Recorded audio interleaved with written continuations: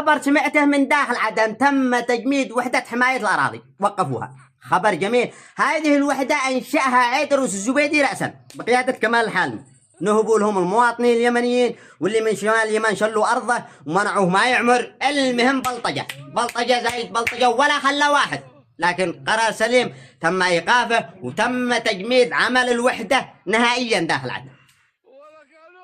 قرار في محله. وأي واحد هذا الشخص كمال الحالمي المطوع اللي هو والله ما هن بعيد من المطاوع هنا على العين والراس، هذا شوه بالمطاوع. أي واحد ظلم هذا الشخص أو أخذ أرضيته يتواصل بي. للرأي العام ما بالصمات الآن وقته. الرجال مشبوه وتم إيقافه وإيقاف وحدته ما معنى إلا الزج بعده إلا من دخل بيت خاله يابا ويحال التحقيق ضروري. ظلم ناس يجي يقول لك هذا شمالي هذا مدك من شمال اليمن، لا عندنا تشتري أرضية وحدف الأرضية حقه. وشكرا أراضي الخير. مع السلامة.